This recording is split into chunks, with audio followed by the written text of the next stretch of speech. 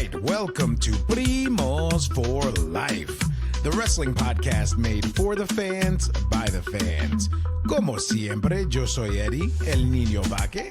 We got Ariel, the Ecuadorian dream bisueta, and we are your self-proclaimed, undisputed co-host tag team champions of the world.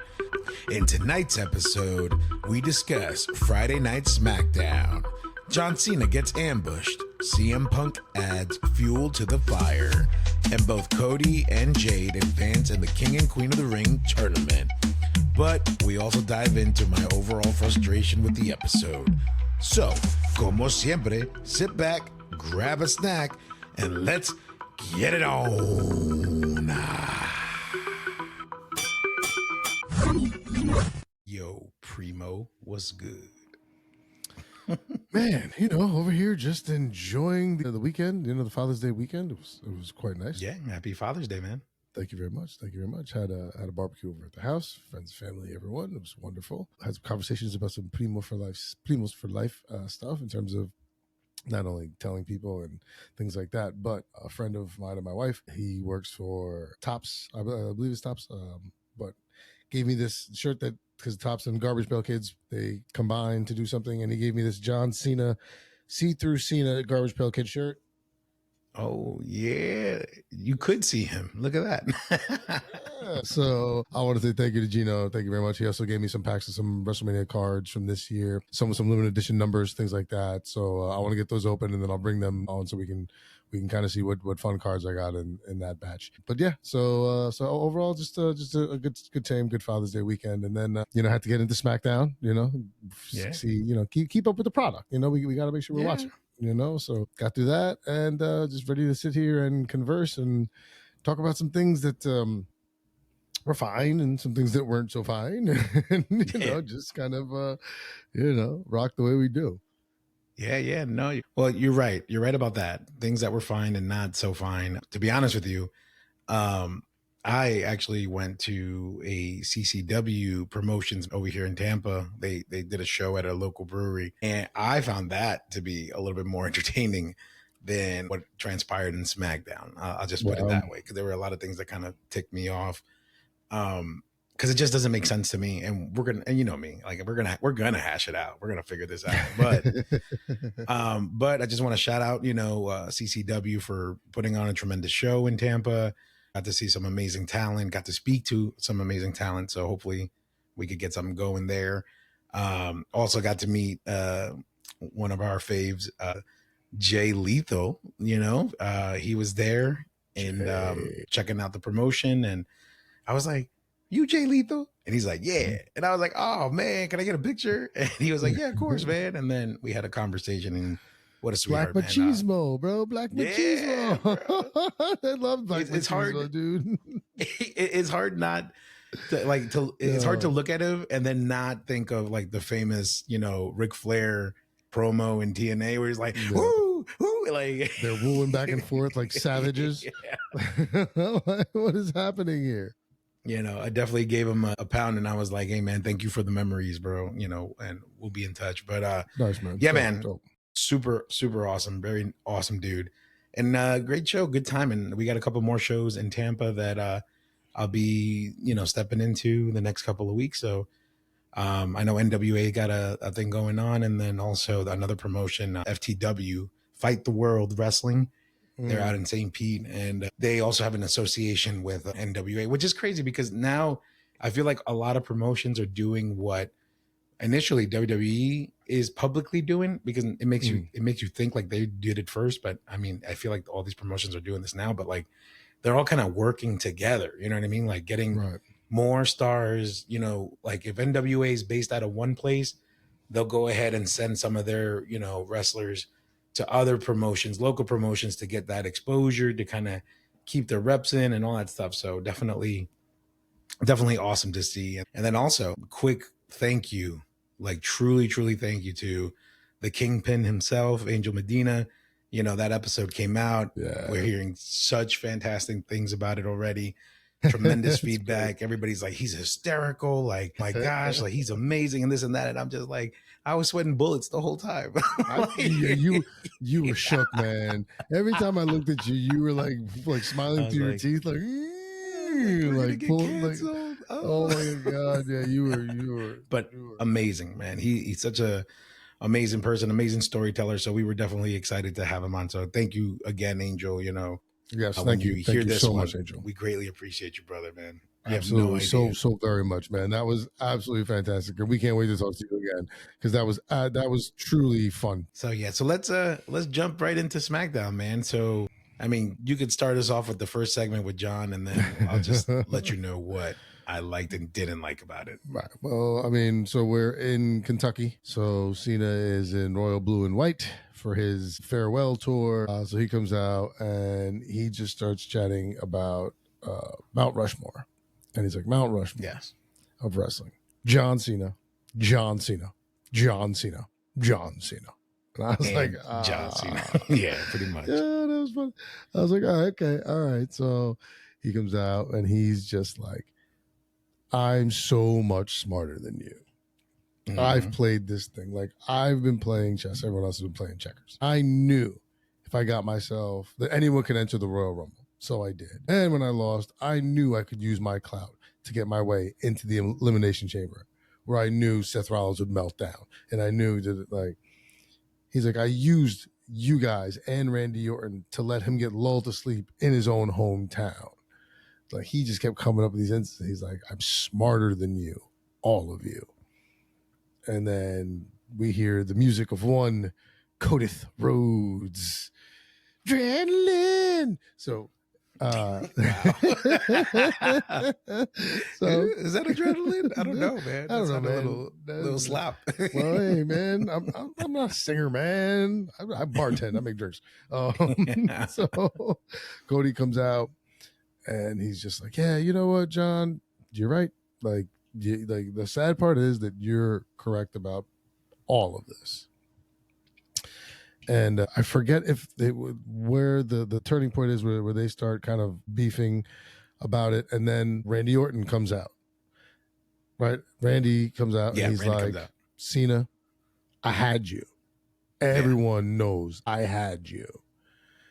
And he goes, and I want that. And he's like, so I'll come for it. And he looks at Cody and he's like, and if anyone gets in my way, and that includes you, I'll go through you. Codester. And then we hear the music of La Noche. Yeah. The megastar, or so they call him.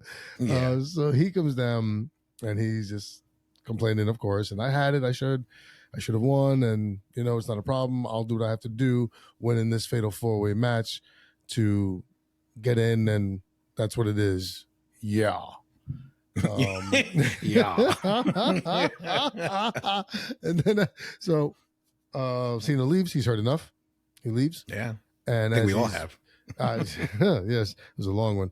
And I think the 37 minutes in until we got the first match.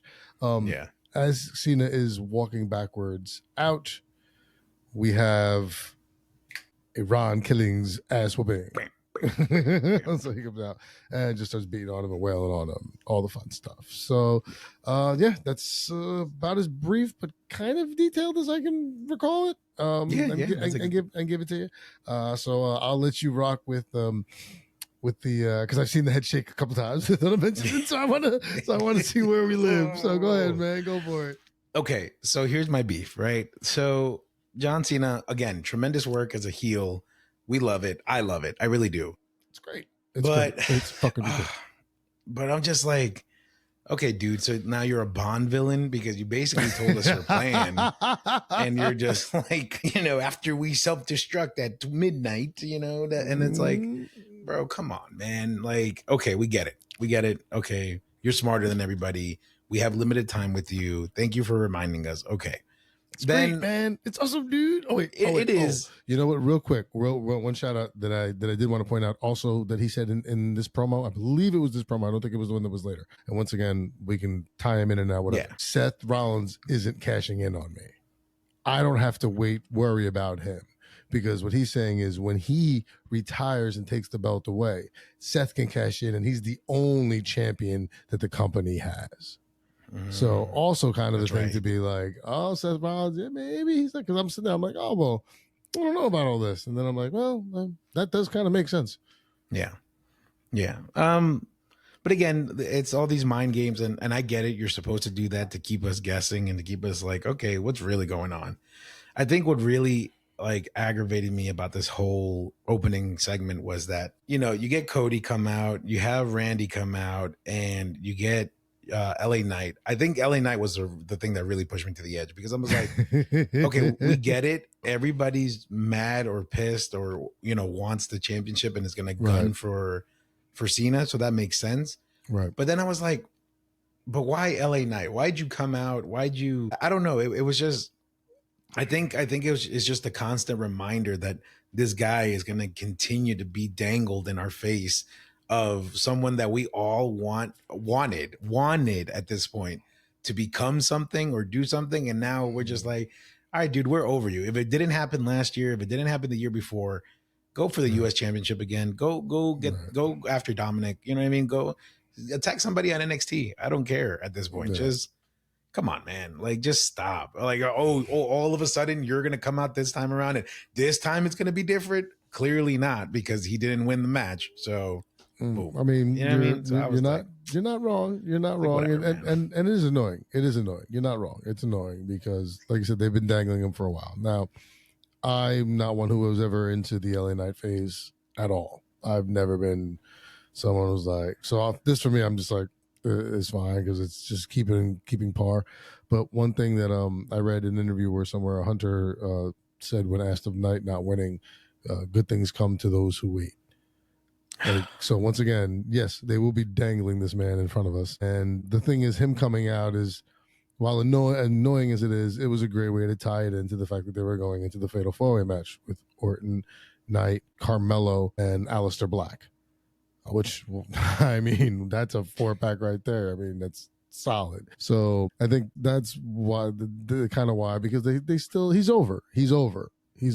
So Hunter's going to use him, and hopefully he'll pay dividends, or he'll pay him through. Who knows? Yeah.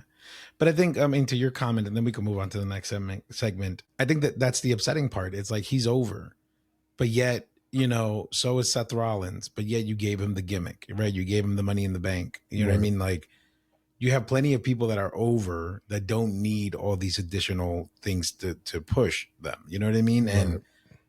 And I just feel for the guy, because I feel like at this point he's just been patiently waiting, and you could tell that he's starting to crack a little too. Because some of the promos, you could just tell that he's just genuinely like, all right, I'm over it, but I'm here to do a job, and I'm a professional, and I'm gonna do it. But you're still gonna hear the frustration in my you know what I mean? So yeah.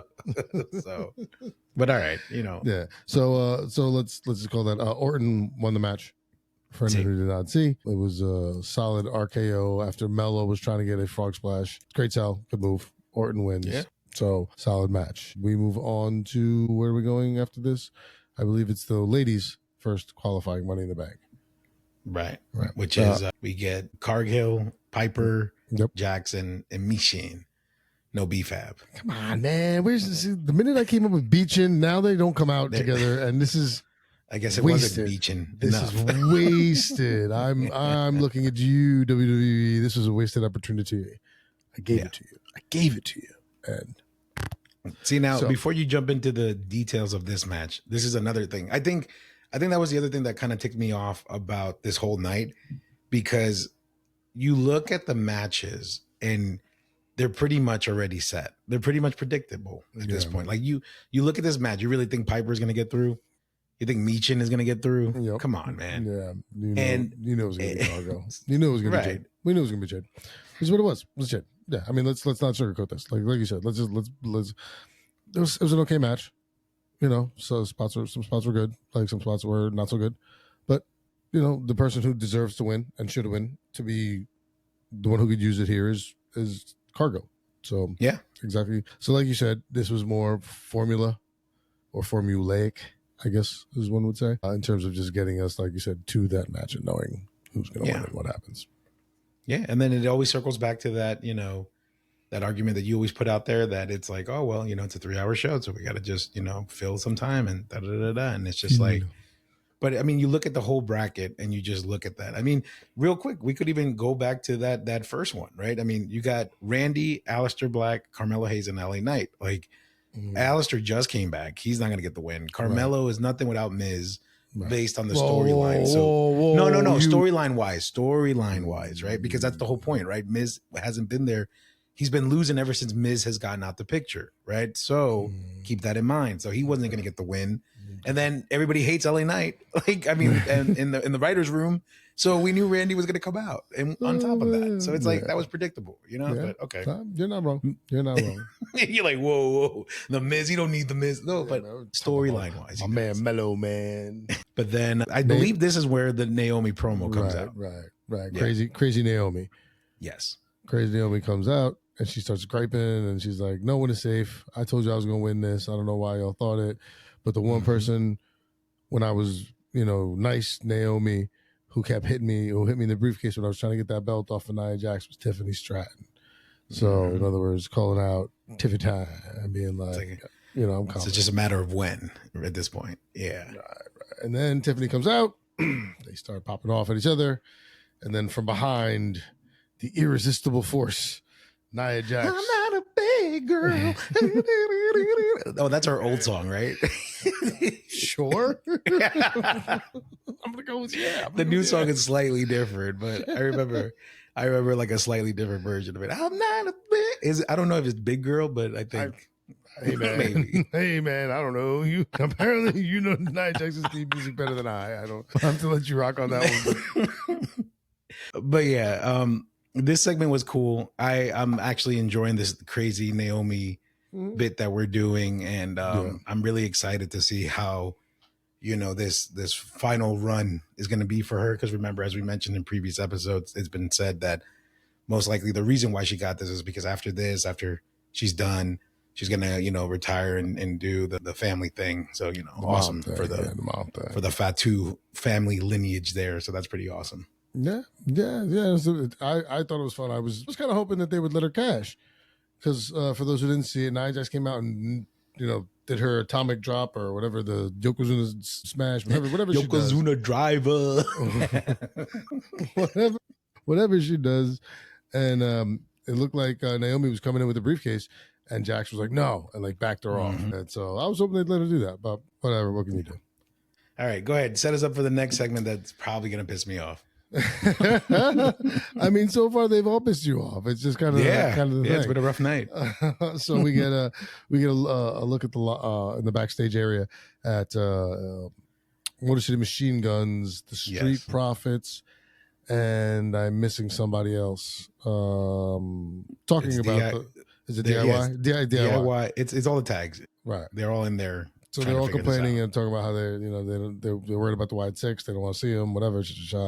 All this, like, you got to take them on. So one of you figure it out, and you got a match out there next. Ends up being the Machine Guns versus the wide six versus I don't know. Are they going by their old names or their whatever name this is? Dexter Loomis and Gacy, right? Loomis and Gacy. Yeah, that's their names. Yeah, Loomis, but they're still just representing the wide six at this point. So they go up against Loomis and Gacy. Loomis and Gacy get the win. And vent. Yes. Okay. Thank you. Two things that I didn't like about this. First of all, why are the tag teams all, campaigning and pushing each other to try to go against the Wyatt Six? It's like, especially the Street Profits, right? I think that's the part that really like aggravated me the most. Like, you guys are the champions. You guys are big and bad. You guys, wait. You guys went through a hellacious TLC match that was one for the books. You guys could go through anything, but you're afraid of the Wyatt Six. Come on, man. Like, I get it. They have to like play that, but to me, it made them look weak and like a bunch of punks as champions. Like, you big and bad. But as champions, you should be the last stop. As champions, you should be the last stop. So their argument is applicable. We're the champs. Yeah. Everybody here should go first. Yes. They have to earn their shot at us.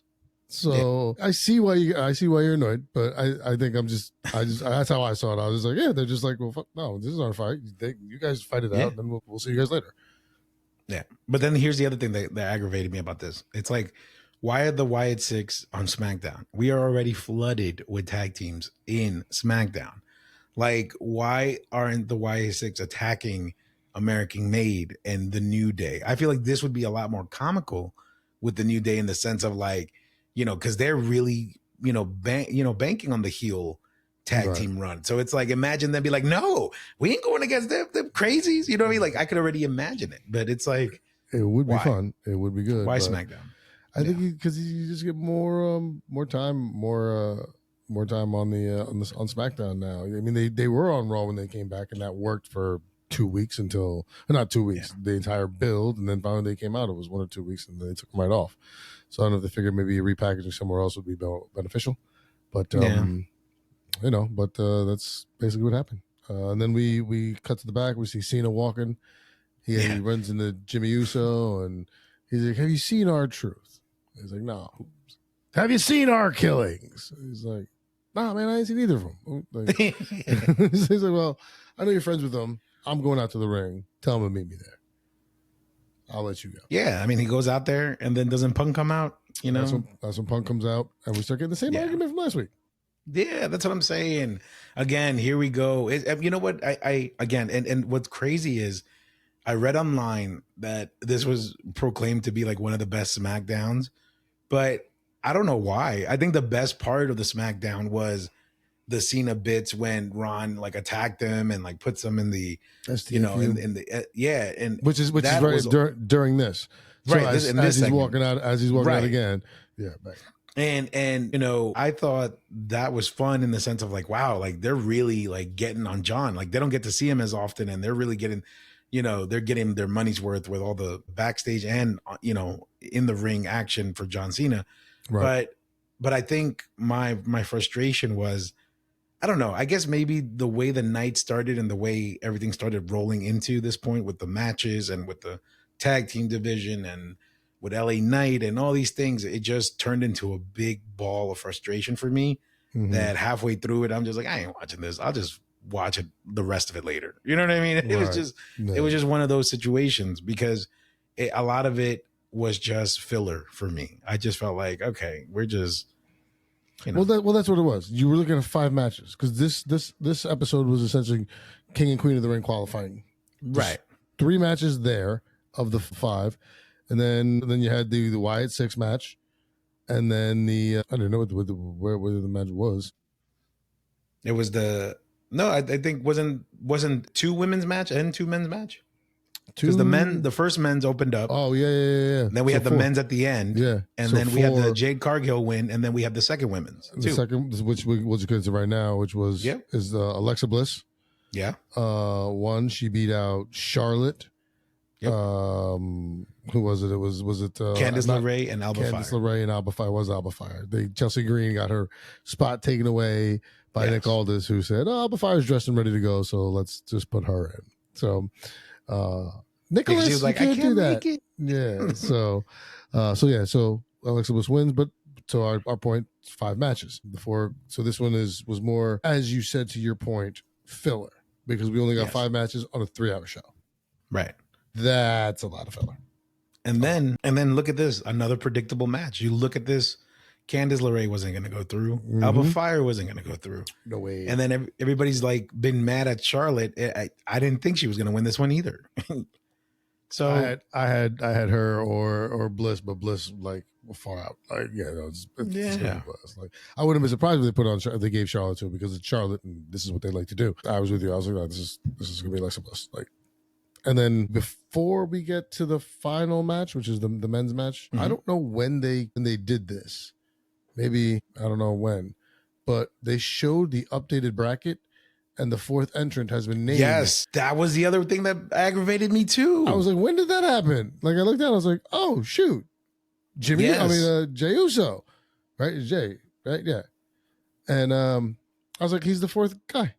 Okay. Actually, I think it was early on in the night, and I think that's another thing that aggravated me because like all this commotion, all this excitement, all this lobbying for Karrion Kross or somebody else, you know what I mean? I mean, we jokingly Ron said Killings. right, exactly, but we also jokingly said Mr. Iguana. Like, who cares?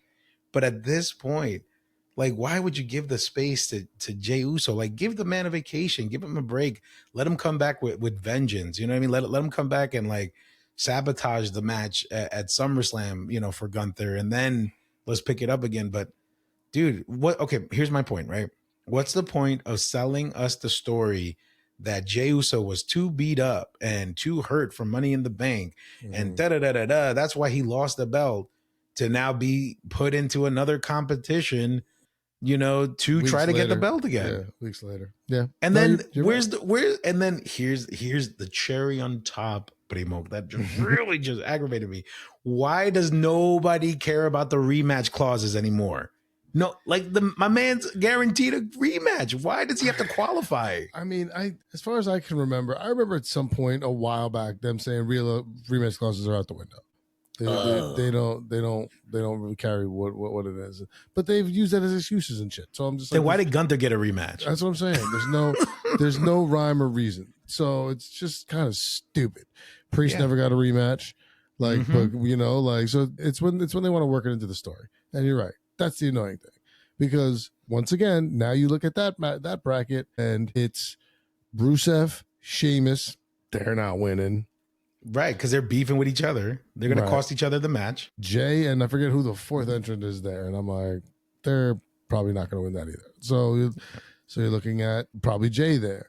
And now, as we get into the final match, which is, once again, you can probably tell who's going to win here, because the Fatal Shinsuke Four-Way, Nakamura. Damn it, you ruined it. Told everybody. Shinsuke, Andrade, and Damian Priest, along with Cody Rhodes. Yeah. So we kind of knew. I wonder who's going to win this one. Right. Yeah. Andrade's still a shot.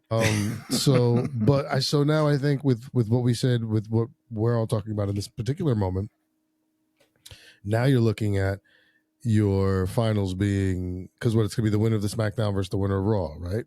Right. So I think now it's going to be Zayn like versus SmackDown and Raw, and then whoever wins, like, it could be either one. It could be Raw against Raw or SmackDown and SmackDown. But if you look at the bracket, it's SmackDown up here, and then SmackDown on the bottom right, and then Raw, and then on the opposite end too. So you're looking at Zayn, Orton, Rhodes, probably Jey Uso. Right. So exactly. Yeah, it's yay. I don't mind it. It's fine because it was a waste of 3 hours for King of the. Well, no, I'm saying just for King of the Ring. No, I mean, they could have did these matches quicker. They could have given us, if you'd have given me 2 more matches and less filler, I would have been fine. If you would have given me 2 more matches that were interesting, I'd have been good. So yeah. So overall, not a stellar episode, but we get to know who's qualifying for these King of the Ring. So we'll find out on Monday who the last entrant is once Jey Uso wins, and then yeah, we'll get ready for Night of Champions. Yeah. Okay. So let me give you my final thoughts on this, right? Because I'm like, as you were, saying your piece just now, I know I came off like an extreme hater on this episode, right? Because we've praised them a lot lately, and we been giving them props for all the great job that they've been doing week in and week out, and they're not going to all be home runs, and I get that, but I think what was so frustrating about this episode is just a lot of things that us as fans, if you're really paying attention and if you're really like enjoying the product, it's a lot of things that we know that has been dangled in our face, or like, the rules or this or that, or a balance, between shows and things like that. And it was just a big cluster, thing of an episode. And it was like, you just showed me all your imperfections in one episode. Yeah. Which is, again, and I'll summarize it: the tag team division. The tag team division is stellar in this brand. There's no reason why we need another tag team, right? LA Knight, right? LA Knight. This poor man has been, whether you're about it or not, the guy has been paying his dues. I really do hope Triple H doesn't screw him over and does give him his shot later down the road, but. Again, a constant reminder of, like, he's the guy, but he's not the guy. Then predictable matches for these King of the Ring qualifiers. Every single one of them, you could look at the match, the 4-way, and be like, oh, they're not winning, or they're not winning. You know what I mean? And that was also aggravating. And then to top it all off, it was the reveal of Jey Uso being the final spot. Give this man a break. I mean, he lost in front of his son. He was beaten and battered at Money in the Bank. Give the guy a rest, please. Just let him come back stronger and like with vengeance. But no, now you're gonna make him go through it, and then whether it was announced or not, nobody cares about a rematch clause. Okay, cool, that's fine. If that's out the window, that's fine. But man, it was just an aggravating match. Actually, one thing in my notes that I did write and was Jacob Fatu's backstage promo. That probably was the only thing that was fantastic, because, you know, ever since his betrayal with Solo at Money in the Bank, you know, he declared himself as America's most wanted because he's the US champ. And then he's, you know, I thought that promo was fantastic because he's the guy, you know what I mean? And maybe that's why LA Knight isn't getting the shine that he's getting, that he deserves, because Jacob is that guy. So maybe that's the only silver lining for SmackDown. But overall, if I had to grade it, it was a 6 for me, dog. I'm sorry. I stopped halfway and I watched it later the next day. And I usually don't do that. So sorry, not sorry. Yeah, no, you're good. Like I said, it wasn't anything. I mean, the thing is, us being fans for as long as we have, we can see the writing on the wall a lot of times. And this was just, like I said, all very formulaic. So, through no fault of their own, we have to understand they know what they're doing. Just, there would have been a different way to promote this or make this happen. Or, like I said, maybe throw another match or two in there. Final thing, yeah, I'm going like, man, like just not good. What did you go? You went I went 6, and that was generous. 6, yeah. I was gonna say probably like 6.5, maybe a 7, nice. Maybe a 7, but like maybe. Look at my face, man.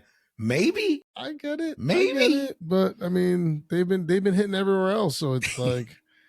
Look at my Robert De Niro face. You broke the circle of trust, Fokker. I'm just saying, it's because you have to lay it out. Like, you have to. Was it their best episode? No, not at all. But you know, it's just stupid nonsense. So yeah, I saw 6.5 because I think that's like a D. That's like right before you flunk. Like, so I'm gonna go with 6.5. But yeah. So that's all I got about that. Looking forward to the next one. And then I did want to take 1 second to acknowledge there was a Triple A event where Los Garzas won the tag team champions, which is awesome. So shout out to them. Primos for life. So we want to make sure we keep everybody informed on that. I'm gonna go back and try and watch the match and see everything that was happening, because I did not get to really see it. I just had to read about it. But yeah, man, that's wanted to give that quick shout out, and then shout outs to our graphic design team. Yeah, let's go. Everything looks great. Everything is absolutely fantastic. So please, everyone, go to the website, check it out. It's good. Let's go to when you go to your source to listen or view, take a second and really appreciate the new stuff that's been done, because it was probably a lot of hard work and it looks really, really good. Revamped, all of it revamped. Yeah, thank you. So thank you. Yeah, to our graphic designer, our chief graphic designer, Jesse Hidalgo. He's our team. Really, he's our whole team. Jesse's the whole team. The whole team, right? The graphic design team of Jesse Hidalgo. Jesse Hidalgo, the whole team. Yeah, but yeah, and then also just to thank everybody. Thank you so much for listening. Thank you for the feedback and just everything that has been happening on our journey. We were just reflecting a little bit earlier behind the scenes, and we realized, like, man, we've only been in this for like 6 months, and we've really picked up some steam and some incredible upgrades and some incredible people on the show, and just it's all been fantastic, and we are super excited and grateful, and more things are coming, and we can't wait to share that with everybody else now. Yeah, once exciting. That's all very exciting. Very, very exciting. Yeah, man. Yeah. So bueno, primo, como siempre, you know, since we already gave our final thoughts, and I just want to stop talking about this episode of SmackDown. We can move on. You know what to do. Yeah, man. So once again, I think Eddie just summed it up perfectly, so I'm not going to drone on about it. Thank you, everyone, very much for everything, the follows, the likes, the clicks. We love and appreciate everyone, and we thank you guys for helping us, like I said, continue to do this and want to do it for y'all. And thank you, Jesse, for making things look good. Thank you to everybody we've interviewed. Angel Medina was just this last one that we've released. We have more coming, and just thanks to everyone who started it, who brought us here. Like, you guys are fantastic. Listeners and family, thank you guys. Please, BeNewsForLife.com. We are on iHeartRadio, iTunes, Amazon, YouTube, Spotify. Please look, follow. Look for stickers and QR codes anywhere, and share and pass a like. We love you guys. Couldn't do this without you. Thank you so much. Have a wonderful night. We will see you when we see you. We will see you when we see you. Take care, everybody. Right now.